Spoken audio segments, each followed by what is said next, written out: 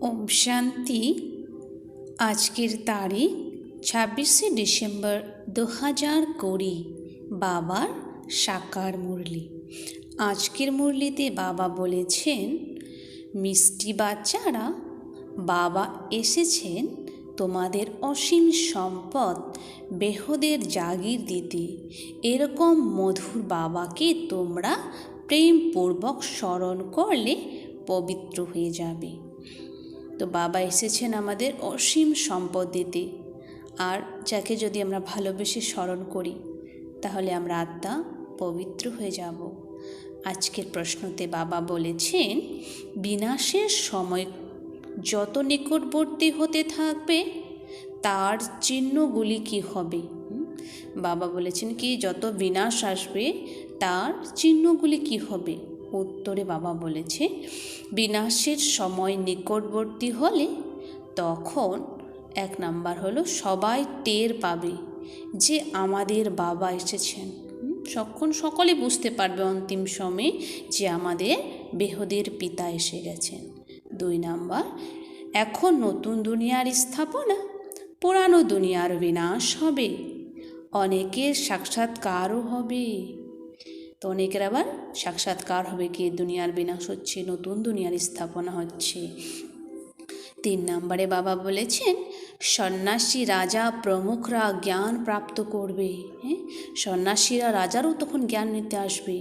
4 নম্বর, যখন শুনবে যে অসীম জগতের পিতা এসেছেন, তিনি একমাত্র সদ্গতি দিতে সক্ষম, তখন অনেকে আসবে। 5 নাম্বার, সংবাদপত্রের দ্বারা অনেকের সংবাদ প্রাপ্ত হবে। তখন সংবাদপত্র ছাপানো হবে যে ভগবান চলে এসেছেন এই সৃষ্টিতে। 6 নাম্বার, তোমরা বাচ্চারা আত্ম অভিমানী হতে থাকবে, এক বাবার স্মরণেই অতীন্দ্র সুখে থাকবে। আজকের গীত বাবা বলেছেন, এই পাপের দুনিয়া থেকে এসে অন্য কোথাও নিয়ে চলো। বলা হয় না, ইস পাপ কি দুনিয়া সে কहीं দূর ले चल। ওম শান্তি। এটা কে বলে আর কাকে বলে? আত্মারূপী বাচ্চারা। বাবা বারে বারে আত্মারূপী কেন বলেন?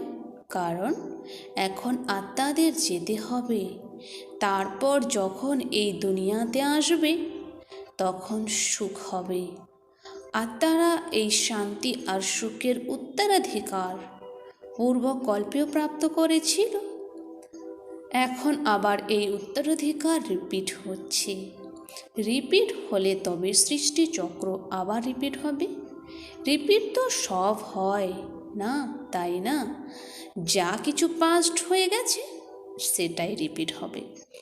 এমনিতে তো এই নাটকও তো রিপিট হয়, কিন্তু তাকে চেঞ্জও করতে পারা যায়। কেউ শব্দ ভুলে গেলে তখন মন থেকে তৈরি করে বলে দেয়, তাকে তখন বায়োস্কোপ বলা যায়। কিন্তু এতে সৃষ্টি নাটকে চেঞ্জ করা যায় না। এটা হলো অনাদি হয়ে থাকা বা পূর্বরচিত। ওই নাটককে পূর্বরচিত বলা হবে না। এই ড্রামাকে বুঝতে পারলে তখন তাদের পক্ষেও বোঝা সহজে হয়ে যাবে। বাচ্চারা বুঝতে পারে যে নাটক ইত্যাদি এখন দেখছে সেই সব হলো মিথ্যা। কলিযুগে যে জিনিস দেখা যায় সেইটা সত্যযুগে থাকে না। সত্যযুগে যা হয়েছিল সেটাই আবার সত্যযুগে হবে। এই পার্থিব জগতের নাটক ইত্যাদি আবার ভক্তি মার্গেই হবে। যে জিনিস ভক্তি মার্গে হয় সেটা জ্ঞান মার্গ অর্থাৎ সত্যযুগে হয় না। তাই এখন অসীম জগতের পিতার থেকে তোমরা অবিনাশী উত্তরাধিকার প্রাপ্ত করছো। বাবা বুঝিয়েছেন, এক লৌকিক পিতার থেকে আর দ্বিতীয় পারলৌকিক পিতার থেকে উত্তরাধিকার প্রাপ্ত হয়। এছাড়া যে অলৌকিক পিতা আছেন তার থেকে উত্তরাধিকার প্রাপ্ত হয় না। ইনি নিজেই ওনার থেকে অর্থাৎ পারলৌকিক পিতার থেকে উত্তরাধিকার প্রাপ্ত করেন। এই যে নতুন দুনিয়ার প্রপার্টি, সেটা অসীম জগতের পিতাই প্রদান করেন। শুধুমাত্র এনার ব্রহ্মা দ্বারা অ্যাডাপ্ট করান, তাই ওনাকে বাবা বলা হয়। ভক্তি মার্গেও লৌকিক আর পারলৌকিক দুই শরণে আসে, ইনি অলৌকিক শরণে আসেন না, কারণ এনার থেকে কোনো উত্তরাধিকার প্রাপ্ত হয় না। বাবার শব্দটি তো ঠিকই আছে, কিন্তু এই ব্রহ্মাও তো হলেন রচনার রচয়িতার থেকে উত্তরাধিকার প্রাপ্ত হয়।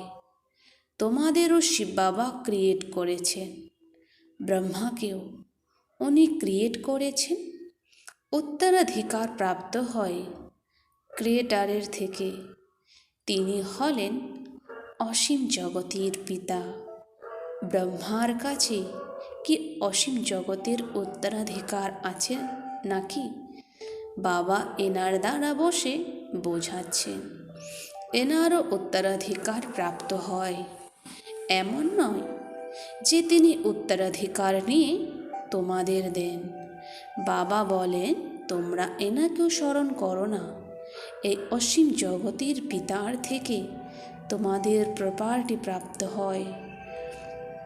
লৌকিক পিতার থেকে পার্থিব জগতের, পারলৌকিক পিতার থেকে অসীম জগতের উত্তরাধিকার দুটোই রিজার্ভ হয়ে গেছে। শিব বাবার থেকে উত্তরাধিকার প্রাপ্ত হয়। তোমাদের বুদ্ধিতে এটা আছে, তাহলে ব্রহ্মা বাবার উত্তরাধিকার বলবে কেন? বুদ্ধিতে জাগির অর্থাৎ সম্পত্তির কথাই আসে, তাই না? এই অসীম জগতের বাদশাহী তোমাদের ওনার থেকে প্রাপ্ত হয়। তিনি হলেন বড় বাবা, ইনি ব্রহ্মা। তো বলেন, আমাকে স্মরণ করো না, আমার তো কোনো প্রপার্টি নেই যা তোমাদের প্রাপ্ত হবে। তো ব্রহ্মা বাবাকে স্মরণ করে আমাদের কোনো লাভ হবে না, কেন কি ব্রহ্মা বাবার তো প্রপার্টি নেই। কিন্তু ব্রহ্মা বাবাকে ফলো করতে হবে। যার থেকে প্রপার্টি প্রাপ্ত হবে তাকে স্মরণ করো। তিনি বলেন, শুধুমাত্র আমাকে স্মরণ করো। লৌকিক পিতার প্রপার্টি নিয়ে কত ঝগড়া চলে, এখানে তো ঝগড়ার ব্যাপার নেই। বাবাকে স্মরণ না করলে তবে অটোমেটিক্যালি অসীম জগতের উত্তরাধিকার প্রাপ্তি হবে না। বাবা বলেন, নিজেকে আত্মা মনে করো।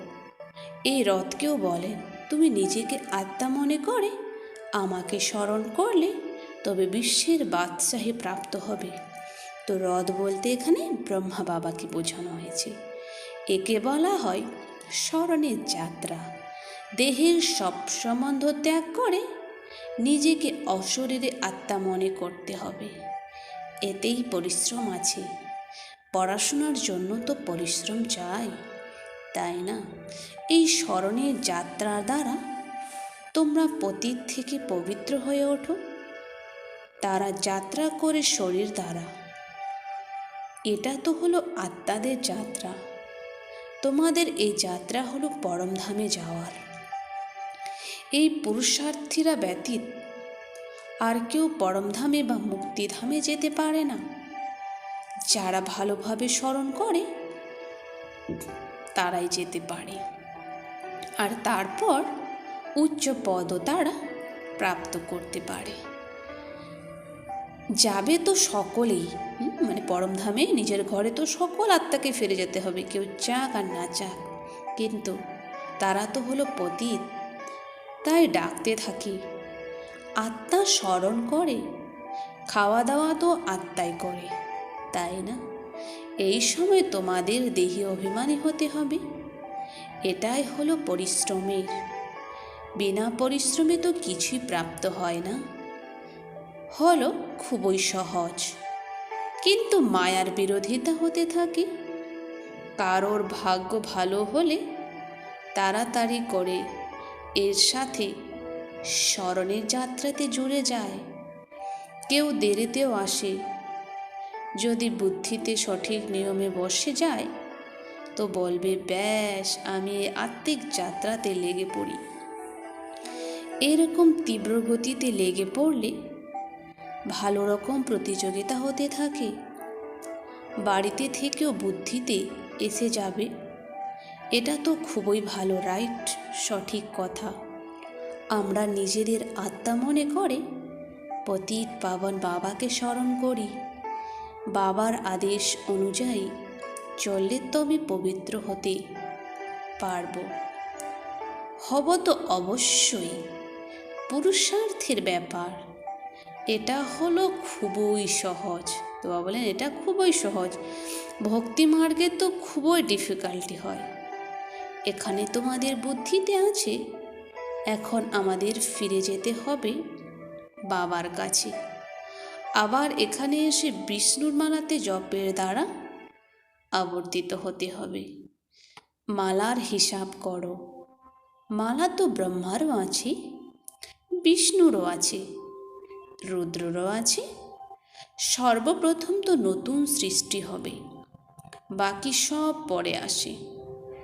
যদিও পরে জপের মাধ্যমে আবর্তিত হয়। বলবে তোমাদের উঁচু কুল কি? তোমরা বলবে বিষ্ণুকুল। সব থেকে উঁচু কুল বা বলেন বিষ্ণুকুল। আমরা আসলে বিষ্ণুকুলের ছিলাম, তারপর ক্ষত্রিয় কুলের হয়েছি। বিষ্ণু বলতে এখানে কাকে বোঝানো হয়েছে? লক্ষ্মীনারায়ণকে। তো লক্ষ্মীনারায়ণ কবে ছিল? সত্যযুগে। তো আমরা সত্যযুগে বিষ্ণুর কুলে ছিলাম। বিষ্ণু মানে বিষয় বিকার থেকে যিনি মুক্ত, তাকে বলা হয় বিষ্ণু। মানে সত্যযুগে আমাদের বিষয় বিকার ছিল না, আমরা সকলেই কী ছিলাম? পবিত্র দেবী দেবতা ছিলাম। তারপর ক্ষত্রিয় কুলের হয়েছি। আবার তার থেকে জাতি বর্গ বের হয়। এই নলেজ থেকে তোমরা বুঝতে পারো জ্ঞাতি বর্গ তৈরি হয় কি করে। সর্বপ্রথম রুদ্রমালা তৈরি হয়, সর্বোচ্চ জ্ঞাতিবর্গ। বাবা বুঝিয়েছেন এটা হলো তোমাদের খুবই উঁচু কুল। এটাও বুঝতে পারা যায় যে অবশ্যই সমগ্র দুনিয়ারই ঈশ্বরের সংবাদ প্রাপ্ত হবে। যেমন কেউ কেউ বলে যে ভগবান অবশ্যই কোথাও এসেছেন, কিন্তু জানতে পারা যাচ্ছে না। কেউ কেউ বলে যে ভগবান তো এই সৃষ্টিতে অবশ্যই এসেছেন, কিন্তু জানতে পারা যাচ্ছে না। পরিশেষে জানতে তো পারবে সকলেই। কত সুন্দর বাবার বাণী, কি লাস্টের দিকে সকলে জানতে পারবে যে ভগবান এই সৃষ্টিতে চলে এসেছেন। সংবাদপত্রে পড়বে, এখন তো অল্প দেয়, সংবাদপত্রে ভালো অল্প দেয়। এমন নয় যে একটা সংবাদপত্রই সবাই পড়ে, লাইব্রেরিতেও পড়তে পারে। কেউ 2-4টে সংবাদপত্র পড়তে পারে, কেউ একদমই পড়ে না। এটা সকলেই জানতে পারে যে বাবা এসে গেছেন। বিনাশের সময় নিকটবর্তী হলে তখন বুঝতে পারবে নতুন দুনিয়া স্থাপন আর পুরানো দুনিয়ার বিনাশ হয়। লাস্টের সময় সকলেই বুঝতে পারবে যে এখন বিনাশ চলে আসছে, নতুন দুনিয়ার স্থাপন হচ্ছে আর এই পুরানো দুনিয়ার বিনাশ হবে। অনেকের সাক্ষাৎকারও হবে। সন্ন্যাসীদের রাজাদের জ্ঞান প্রদান করতে হবে। তোমাদের তো আমাদেরকে সন্ন্যাসীদেরকে রাজাদেরকে জ্ঞান দিতে হবে। অনেকের ঈশ্বরের সংবাদ প্রাপ্ত হবে। যখন শুনবে অসীম জগতের পিতা এসেছেন, তিনি একমাত্র সদ্গতি দাতা, তখন অনেকেই আসবে। এখনও সংবাদপত্রে তেমন আনুষ্ঠানিকভাবে কিছু প্রকাশিত হচ্ছে না। তার মধ্যেও কেউ কেউ বেরিয়ে এসে জিজ্ঞাসাবাদ করবে। বাচ্চারা বুঝতে পারে আমরা শ্রীমত অনুযায়ী সত্যযুগের স্থাপনা করেছি। এটা হলো তোমাদের নতুন মিশন, প্রচার সমিতি। তোমরা হলে ঈশ্বরীয় মিশনের ঈশ্বরীয় সদস্য, যেমন খ্রিস্টান মিশনের খ্রিস্টান সদস্য হয়ে যায়, তোমরা হলে ঈশ্বরীয় সদস্য। সেই জন্য গায়ন আছে, অতীন্দ্র সুখ কি তা গোপ গোপীদের জিজ্ঞাসা করো। যারা আত্ম অভিমানী হয়েছে, এক বাবাকে স্মরণ করতে হবে, দ্বিতীয় কাউকে নয়। এই রাজ্য একমাত্র বাবা শেখান, তিনি হলেন গীতার ভগবান। সবাইকে এই বাবারই নিমন্ত্রণ বা ঈশ্বরের সংবাদ দিতে হবে। এছাড়া সব ব্যাপার হলো জ্ঞানের শৃঙ্গার। এই সব চিত্র হলো জ্ঞানের শৃঙ্গার, ভক্তির নয়। এটা বাবা বসে তৈরি করেছেন মানুষকে বোঝানোর জন্য। এই চিত্র ইত্যাদি তো প্রায় বিলুপ্ত হয়ে যাবে, বাকি এই জ্ঞান আত্মাতে থেকে যায়। বাবারও এই জ্ঞান আছে, ড্রামাতে স্থির হয়ে আছে। তোমরা এখন ভক্তি মার্গ পাশ করে জ্ঞান মার্গে এসেছ। তোমরা জানো যে আমাদের আত্মাতে এই পাঠ আছে, যেটা চলছে, স্থির হয়েছিল, যা আবার আমরা রাজযোগ শিখছি বাবার কাছ থেকে। বাবাকে এসে এই নলেজ দেওয়ার ছিল, আত্মাতে নির্ধারিত হয়ে আছে। তোমরা এখন ভক্তি মার্গে পাশ করে জ্ঞান মার্গে এসেছ।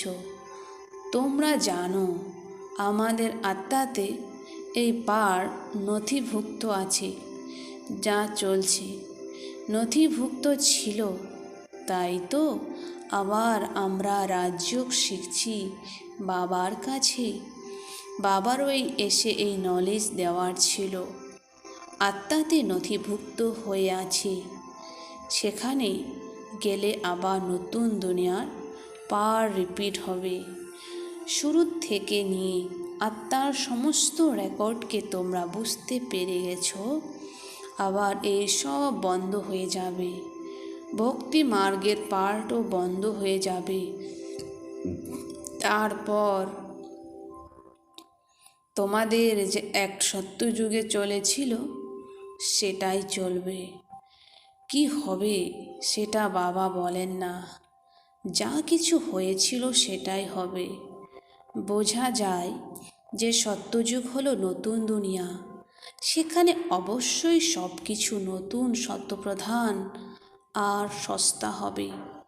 পূর্বকল্পে যা হয়েছিল সেটাই হবে।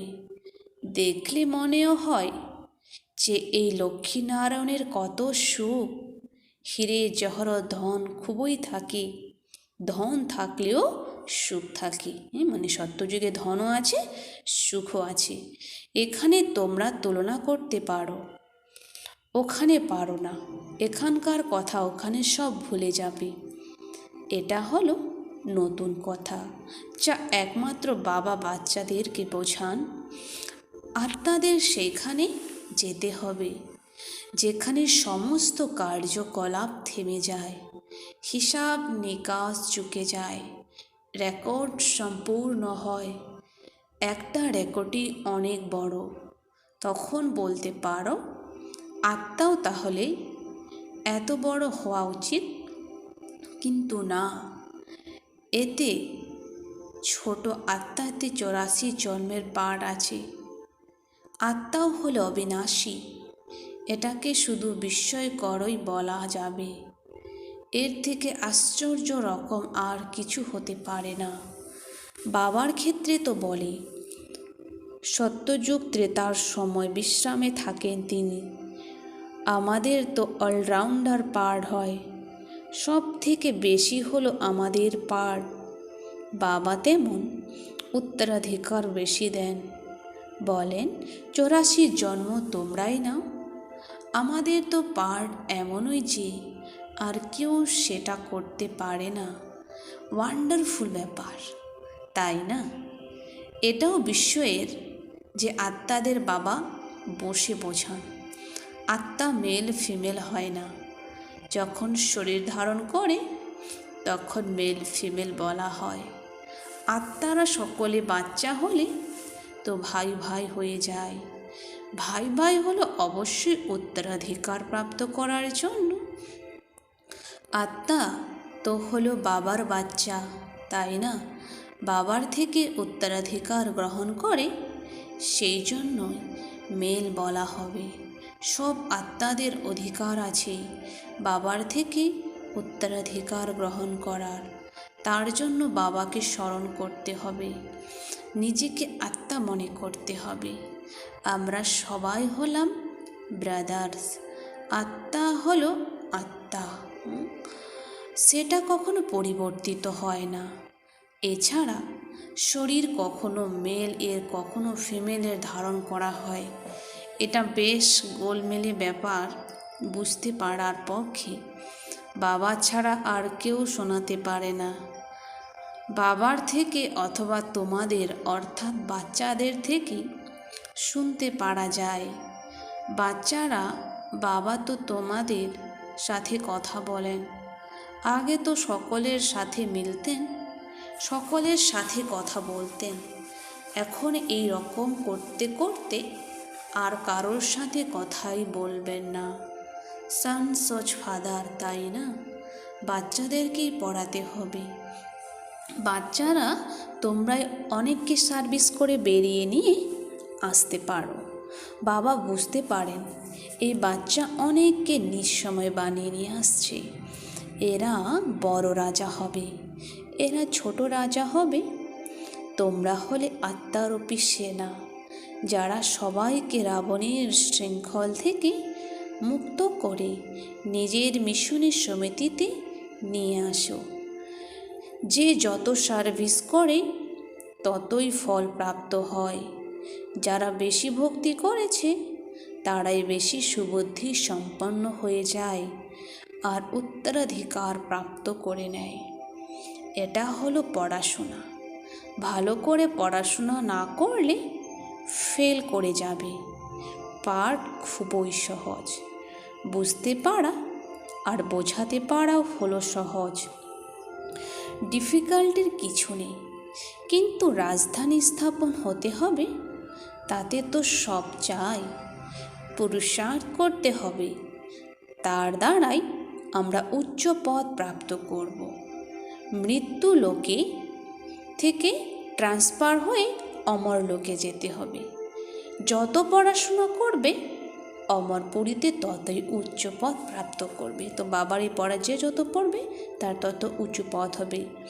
বাবাকে ভালোবাসতেও হয়, কারণ উনি হলেন অত্যন্ত ভালোবাসার জিনিস, প্রেমের সাগরও তিনি। তোমাদের সকলের ভালোবাসা একরকম, এক রস নয়। কেউ স্মরণ করে, কেউ করে না। কারোর বোঝানোর নেশাও থাকে। এটা বড় টেম্পটেশন। অন্যকে বোঝানোর জন্য মন ছটপট করতে থাকে। কেউ এলে তাকে বলতে হবে এটা হলো ইউনিভার্সিটি, এটা হলো স্পিরিচুয়াল অধ্যয়ন। এই রকম চিত্র আর কোনো স্কুলে দেখা যায় না। দিনে দিনে আরও চিত্র বেরোতে থাকবে। সেসব মানুষ দেখলেই বুঝে যাবে সিঁড়ি হলো খুবই সুন্দর, কিন্তু দেবতা ধর্মের না হলে তবে সেটা বোধগম্য হবে না। যারা এই কুলের হবে তাদের তীর বিঁধবে। যারা আমাদের দেবতা ধর্মের পাতা হবে তারাই আসবে। তোমাদের ফিল অনুভব হবে।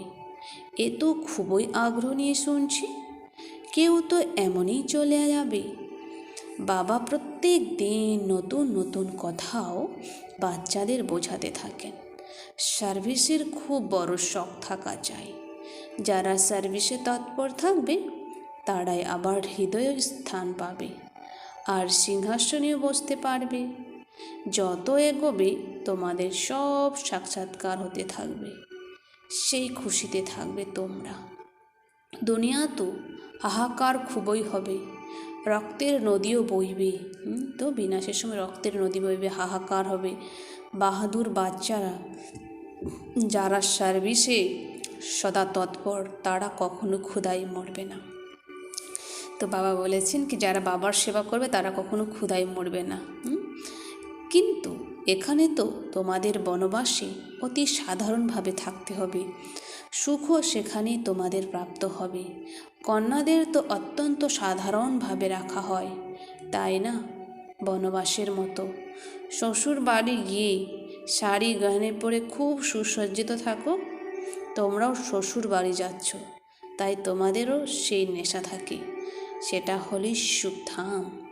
আচ্ছা, মিষ্টি মিষ্টি হারানিধি বাচ্চাদের প্রতি মাতা পিতা বাপ দাদার স্মরণের স্নেহ সুমন আর সুপ্রভাত।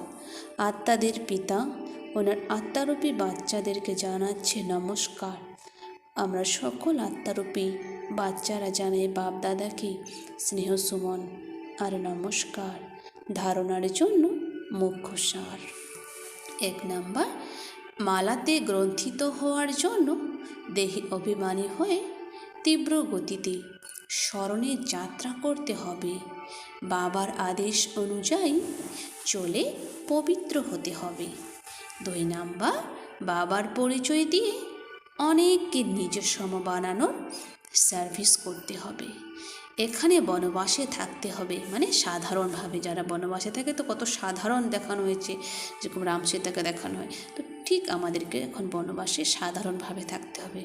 অন্তিম হাহাকারের সিন দেখানোর জন্য মহাবীর হতে হবে। তো অন্তিম সময়ে যে এত বিশাল বড় পরিস্থিতি, হাহাকার সিন হবে, রক্তের নদী বয়ে যাবে, সেই সিন দেখার জন্য আমাদেরকে এখন শক্তিশালী মহাবীর হতে হবে। বরদান, প্রতিটি কর্মে ফলফাদার করে স্নেহের রেসপন্স দিতে সক্ষম তীব্র পুরুষার্থী ভব। তো প্রতিটি কর্মে আমাকে ফলফাদার করতে হবে আর স্নেহের রেসপন্স দিয়ে তীব্রভাবে পুরুষার্থ করতে হবে। স্পষ্টীকরণ, যার মধ্যে স্নেহ থাকে সে অটোমেটিক্যালি ফলো করতে পারে। সর্বদা স্মরণে থাকে যে এখন যে কর্ম করছি এটা ফলো ফাদার হলো তো, যদি না হয় তো স্টপ করে দাও। বাবাকে কপি করে বাবার সমান হও। কপি করার জন্য যেমন কার্বন পেপার রাখা হয় সেরকম অ্যাটেনশনের ব্যাপার রাখো, তবে কপি হয়ে যাবে। তো অ্যাটেনশন রাখতে হবে যে আমি ব্রহ্মা বাবার মতো যাতে হতে পারি। কারণ এখনই তীব্র পুরুষার্থী হয়ে নিজেকে প্রত্যেকটি শক্তি দ্বারা সম্পন্ন করে তোলার সময়। যদি নিজেকে সম্পন্ন করতে না পারো তবে সহযোগিতা নাও, নইলে এরপরে টু লেট হয়ে যাবে। তো লাস্টে টু লেটের বোর্ড লেগে যাবে। স্লোগান, সন্তুষ্টতার ফল হলো প্রসন্নতা। প্রসন্ন চিত্ত হলে প্রশ্ন সমাপ্ত হয়ে যাবে। সন্তুষ্টতার ফল হলো প্রসন্নতা, প্রসন্ন চিত্ত হলে প্রশ্ন সমাপ্ত হয়ে যাবে। ওম শান্তি। ধন্যবাদ বাবা আজকের এই মিষ্টি মুরলির জন্য।